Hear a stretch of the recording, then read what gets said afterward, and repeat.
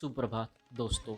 आज हम विचार में विचार करेंगे न्यू नॉर्मल, क्योंकि हमें आने वाले टाइम में न्यू नॉर्मल्स या जीवन में नई आदतें अपनाना, जैसे मुंह ढककर, मास्क लगाकर या कपड़ा लगाकर ही बाहर निकलना है और किसी से बात करनी है या हाल चाल पूछना है तो उसमें भी सोशल डिस्टेंसिंग बनाकर रखनी है।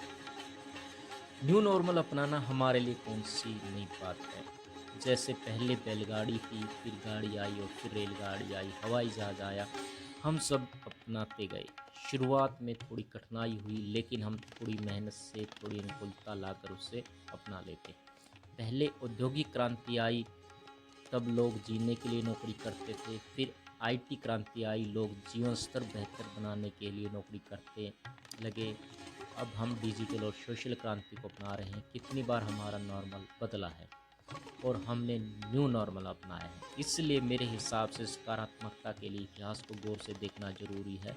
इसमें उम्मीद है कि ये हमारे लिए नई बात है।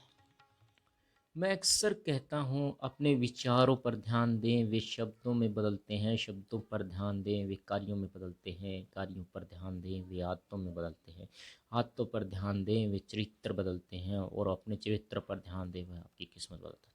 यानी सब कुछ विचारों से शुरू होता है, इसलिए उन्हें बदलना जरूरी है। न्यू नॉर्मल को परिवार और पेशेवर स्तर पर अपनाना जरूरी है।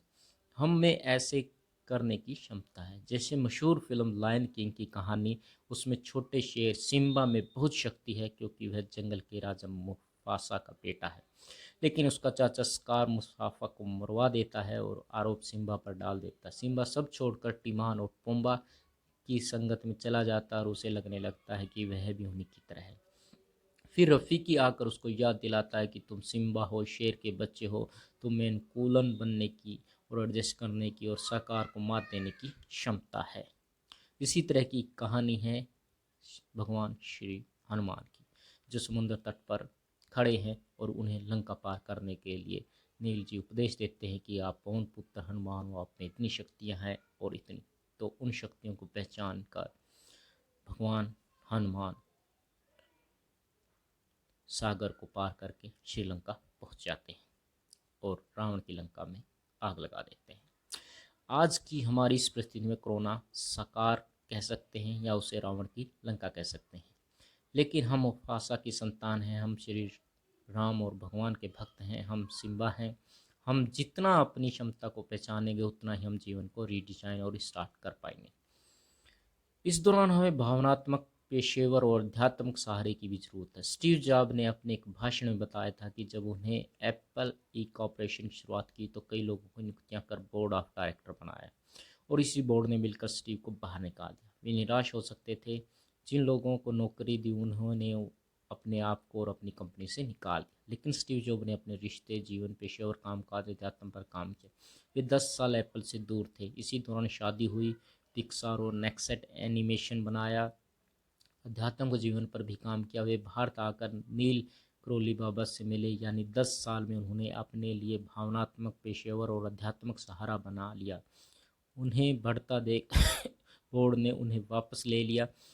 तो मुझे लगता है कि आप भी दुगनी ताकत व ऊर्जा से जीवन को रीस्टार्ट कर सकते हैं। हम रिश्तों, अध्यात्म, पेशेवर जीवन पर काम करें। धनुष बाण में जब बाण पीछे खींचते हैं तो यह नहीं सोचता कि बाण पीछे जा रहा है।